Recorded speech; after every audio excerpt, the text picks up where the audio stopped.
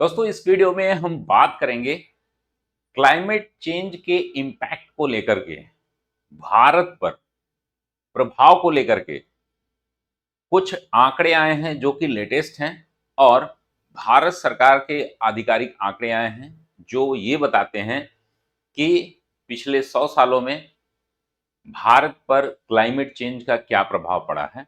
उसको हम लोग डिटेल में बात करेंगे और ये वीडियो जो है, जो लोग भी इस बार मुख्य परीक्षा दे रहे हैं, आगे निबंध लिखना है या किसी भी डेटा का यूज करना है, ये बड़ी ही इंपॉर्टेंट वीडियो है आप सभी के लिए। नमस्कार दोस्तों, मैं धनंजय सिंह आपका स्वागत करता हूं आपके अपने प्लेटफॉर्म अभियान सिविल सर्विसेज पर, जिसमें हम लोग डिटेल बातचीत करेंगे।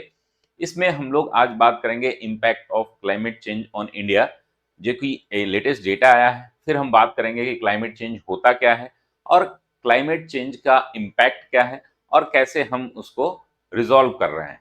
तो इस पूरे वीडियो में आपको सिर्फ 15 मिनट की ये वीडियो होगी दोस्तों, बहुत धैर्य से देखिएगा और ये आंकड़े आपके लिए बड़े ही महत्वपूर्ण होंगे। तो चलिए दोस्तों शुरू करते हैं। इसमें दोस्तों आपको ध्यान क्या रखना है कि ये जो है बदलाव दिख रहा है mid century versus reference period, ठीक है ना। ये बदलाव जो है सैकड़ों साल में आपको दिखता है और कुछ ही मतलब कि बहुत कम 1 डिग्री 2 डिग्री सेल्सियस के बदलाव होते हैं, लेकिन उससे एक व्यापक चेंज आता है आपके अपनी सोसाइटी में। तो वो सोसाइटी में चेंज क्या है, मतलब हमारे क्लाइमेट में चेंज क्या है, जिससे कि हमारा इम्पैक्ट हेल्थ पर, एनवायरमेंट पर, हमारे बायोडाइवर्सिटी पर, हमारे जो है हीटिंग मतलब गर्मी बढ़ने पर और उस ग्लेशियर पिघलने पर और समुद्र का वो स्तर बढ़ने पर ये सारे बदलाव आते हैं। इन बदलावों को हम देखेंगे, बड़ा ही माइन्यूट बदलाव आपको लगेगा, लेकिन ये बैडली इम्पैक्ट करता है हमें जो कोस्टल एरिया में लोग रहते हैं वो, और हमारे जो है हेल्थ, फूड स्ट्रक्चर, हमारा जो खेती किसानी, सभी कुछ पे बड़ा प्रभाव पड़ता है। उसका एक बड़ा प्रभाव इस समय आप देख भी रहे होंगे कि बरसात जब होनी चाहिए तब नहीं होती है, जब नहीं होनी चाहिए तब होती है, जहां होनी चाहिए वहां नहीं हो रही है, ठीक है ना। तो ये पैटर्न बदल रहा है, क्लाइमेट का पूरा पैटर्न बदल रहा है, हमारे यहाँ मानसून लेट आ रहा है। तो इन सभी के बारे में हम डिटेल बातचीत करते हैं। चलिए, तो दोस्तों भारतीय उपमहाद्वीप पर जलवायु परिवर्तन का प्रभाव क्या है, इसके बारे में एक रिपोर्ट जो है 2020 में, ये हमारा इंडियन मेट्रोलॉजिकल जो डिपार्टमेंट है आईएमडी, उसके द्वारा ये जारी किया गया है। तो दोस्तों क्या है, पृथ्वी विज्ञान मंत्रालय ने 2020 में भारतीय क्षेत्र में जलवायु परिवर्तन का आकलन प्रकाशित किया है, जिसमें भारतीय उपमहाद्वीप पर जलवायु परिवर्तन के प्रभाव का व्यापक मूल्यांकन शामिल है। रिपोर्ट की मुख्य बातें हम यहाँ पर देखेंगे। ये दोस्तों आज के गवर्नमेंट, आप ये जो पर्यावरण वन जलवायु परिवर्तन मंत्रालय की वेबसाइट पर आपको ये पूरी डिटेल मिल जाएगी। तो दोस्तों देखते हैं इसको, शॉर्ट में हम यहाँ पर दे दिए हैं।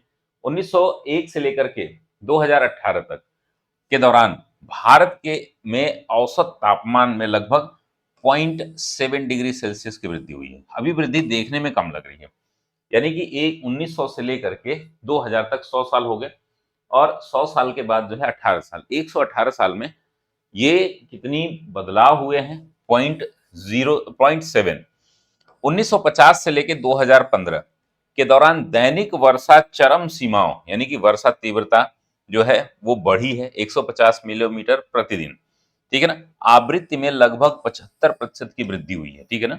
दैनिक वर्षा चरम सीमाओं में, यानी कि कहीं ज्यादा वर्षा हो रही है, कहीं कम हो रही है। एक्सट्रीम जो लिमिटेशंस है उसमें कितना 150 मिलीमीटर से अधिक का परिवर्तन तीव्रता देखी गई है, ठीक है ना। ये एक्सट्रीम कंडीशन में है दोस्तों। दूसरा ये है, तीसरा, कि 1951 से 2015 के दौरान भारत में सूखे की आवृत्ति और स्थानिक सीमा में काफी वृद्धि हुई है, यानी कि हमारे यहाँ ड्रॉट जो फ्रीक्वेंसी है वो बढ़ी है और वो स्थानीय जो है चेंजेस हुए हैं, उसमें लोकल स्तर पर जो चेंजेस हुए हैं उसके बारे में ये दर्शाया गया है। दोस्तों यहाँ पर एक और बात है कि उत्तरी हिंद महासागर में समुद्र के स्तर में पिछले 2.5 दशकों में, यानी कि 1993 से लेकर के और 2017 में प्रतिवर्ष 3.3 मीटर की दर से वृद्धि हुई है, यानी कि ये बहुत बड़ा एक हमारे लिए क्या है, एक संकेत है कि 3.3 मिलीमीटर जो है वह मात्र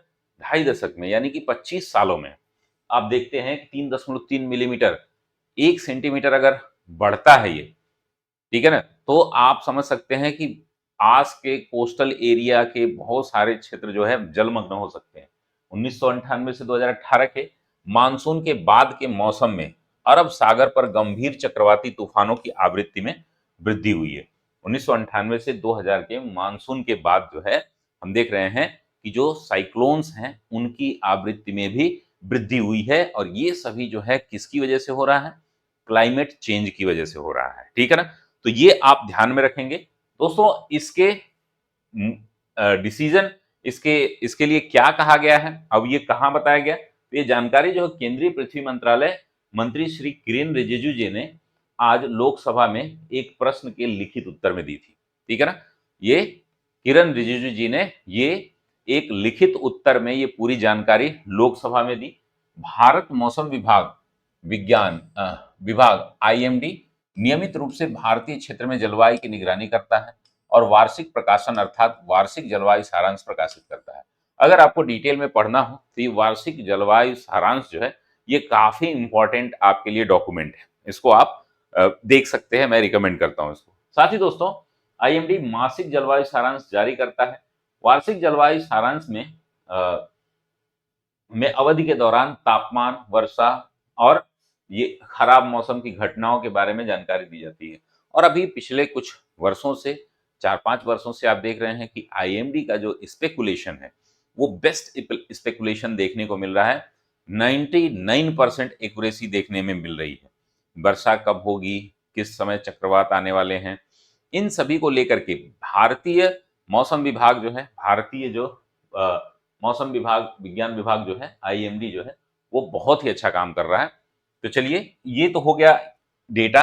अब हम देखते हैं दोस्तों, हमसे प्रश्न पूछे जाते हैं परीक्षा में जलवायु परिवर्तन पर, बहुत तरीके से प्रश्न पूछे जाएंगे।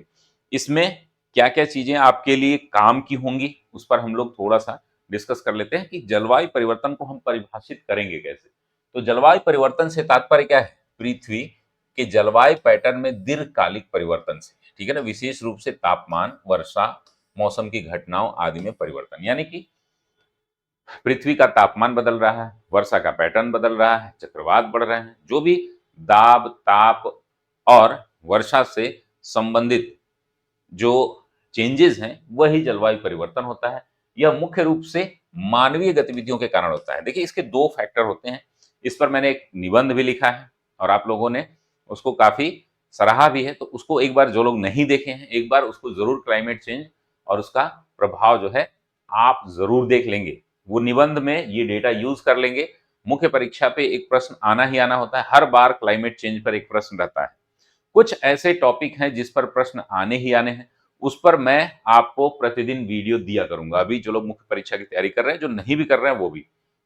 अब क्या है, इसके प्राकृतिक कारण है। प्राकृतिक कारणों में हमारा हस्तक्षेप नहीं है। जैसे ज्वालामुखी का फटना जो है वो एक बड़ा कारण होता है कि नाइट्रस ऑक्साइड जो है, कार्बन डाइऑक्साइड भारी मात्रा में जो है पर्यावरण में आ जाता है, तो उससे बहुत तेजी से पॉल्यूशन बढ़ता है।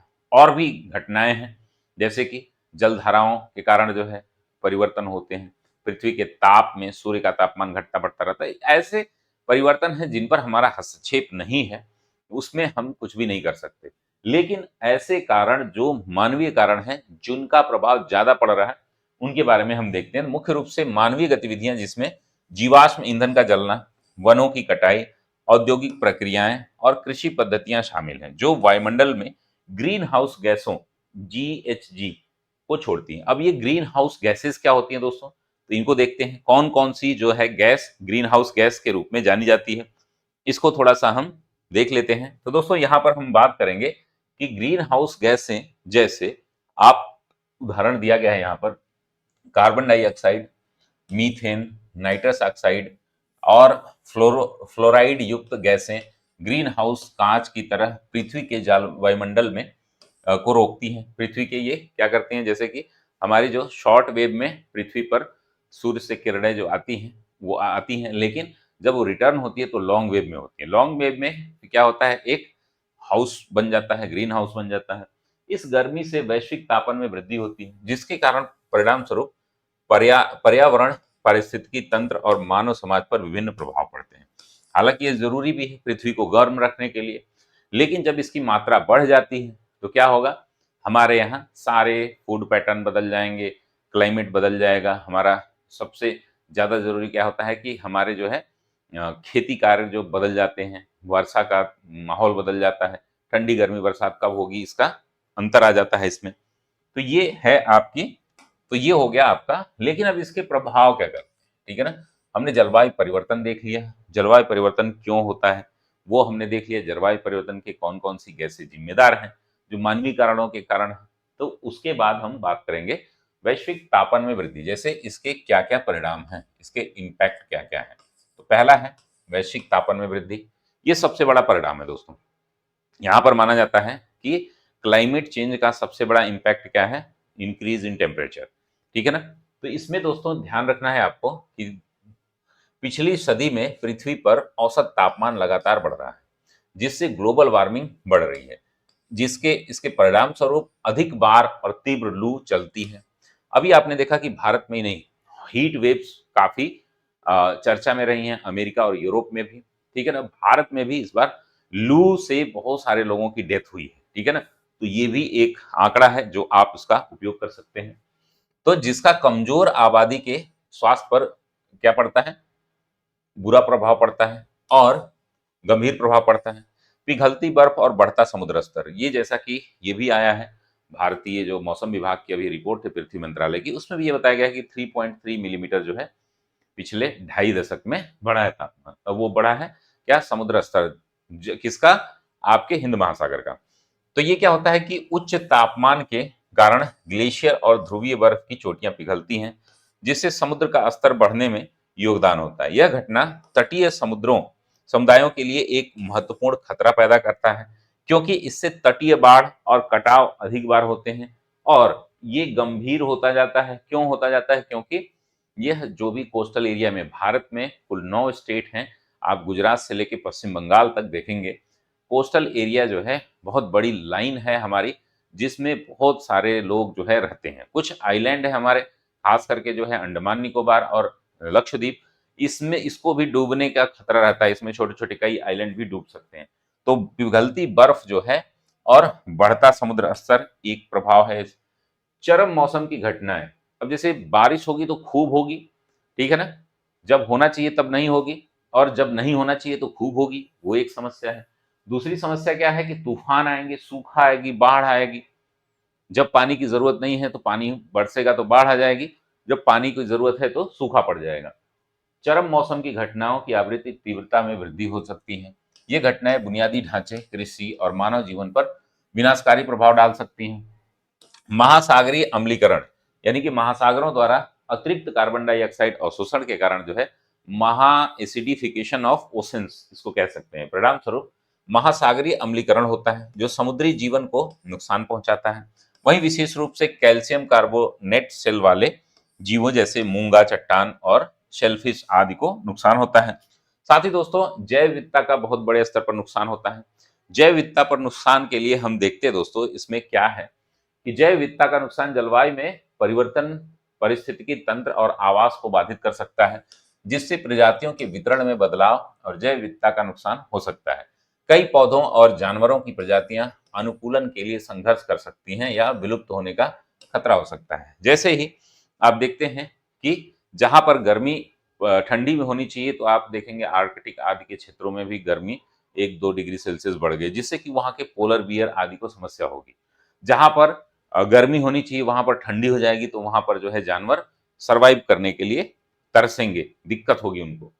कृषि और खाद्य सुरक्षा में व्यवधान, यानी कि जलवायु पैटर्न बदलने से कृषि उत्पादकता में प्रभावित हो सकती है, जिससे फसल बर्बाद हो सकती है। माना जा रहा है दोस्तों एक रिपोर्ट के अनुसार कि अगले कुछ सालों में 2050 के बाद जो है फूड प्रोडक्शन जो है अमेरिका और यूरोप में बिल्कुल घट जाएगा और यह दक्षिण एशिया में काफी तेजी से बढ़ेगा, ठीक है ना। क्यों बढ़ेगा, क्योंकि क्लाइमेट चेंज होने के कारण वहां पर बहुत बुरा इंपैक्ट पड़ेगा। हालांकि यहाँ पर पड़ेगा, लेकिन यहाँ का क्लाइमेट ऐसा है कि यहाँ पर प्रोडक्शन बढ़ेगा, ठीक है ना।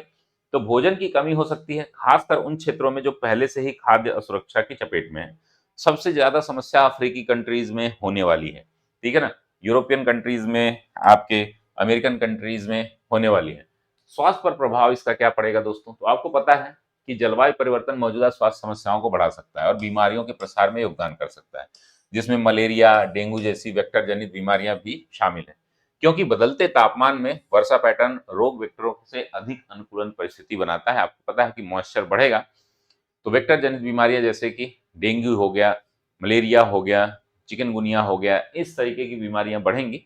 साथ में कोरोना वायरस जैसी बीमारियां अगर आती हैं तो वो मनुष्य के इम्यून सिस्टम को भी ये सब चीजें कम करती हैं, तो वो जो है वो खराब प्रभाव पड़ेगा इस पे। दोस्तों इसके बाद हम देखते हैं कि अब कंक्लूड क्या करेंगे हम, कि किस तरीके से इसको हम संभालेंगे या किस तरीके से इसको हम इम्पैक्ट को कम कर सकते हैं। तो दोस्तों यहाँ पर जलवायु परिवर्तन की चुनौतियों से निपटने के लिए ग्रीन हाउस गैस उत्सर्जन को कम करने, नवीकरणीय और टिकाऊ ऊर्जा स्रोतों में परिवर्तन करने, पारिस्थितिक तंत्र की रक्षा और पुनर्स्थापित करने और कृषि और उद्योग में टिकाऊ प्रथाओं को बढ़ावा देने के लिए वैश्विक प्रयासों की आवश्यकता है। पेरिस समझौते जैसे अंतर्राष्ट्रीय समझौतों का उद्देश्य क्या है? ग्लोबल वार्मिंग को सीमित करने और जलवायु परिवर्तन के प्रभावों को कम करने के प्रयासों में देशों को एकजुट करना है, जो आगे आने वाली पीढ़ियों के लिए एक स्थायी भविष्य को सुरक्षित करने के लिए सामूहिक कार्रवाई पर महत्व दें। अभी आपने देखा, हमने ग्लासगो जो कन्वेंशन हुआ था COP26, COP21 पेरिस सम्मेलन, उसमें जो वादे किए गए थे इंटेंडेड, जो हमें कम करना था, तापमान को 2005 के लेवल तक ले जाना था, वैसे ही हमने पंचामृत रणनीति ली है, 2045 तक कुछ टारगेट रखे हैं और 50% कार्बन एमिशन को कम करना, नेट जीरो एमिशन 2070 तक करना, ये सारी रणनीति को फॉलो करना। और जो हमने 27 में हमने देखा है सर्कुलर इकोनॉमी को फॉलो करना। COP27 जो है शर्म अल शेख आपके मिस्र में हुआ है, ठीक है ना। तो ये सारी चीजें क्या करती हैं, क्लाइमेट चेंज के प्रभाव को कम करने का प्रयास करती है। तो ये रही कंप्लीट जानकारी दोस्तों। आशा करता हूं आपको क्लास पसंद आई होगी। अगर आपको क्लास पसंद आया हो तो जरूर कमेंट करें कमेंट बॉक्स में। ये हमारा ऐप है, हमारी वेबसाइट है, उस पर जा करके आप पूरी डिटेल जानकारी ले सकते हैं। अगर किसी भी प्रकार का कोर्स आपको लेना है, किसी भी प्रकार से कोई समस्या है आपको तैयारी करने में, निबंध लिखने में, आंसर राइटिंग करने में, तो आप इस नंबर पर हमसे कांटेक्ट कर सकते हैं। तो बहुत बहुत धन्यवाद दोस्तों, मिलते हैं हम लोग अगली क्लास में। तब तक के लिए धन्यवाद। स्वस्थ रहिए, मस्त रहिए, व्यस्त रहिए।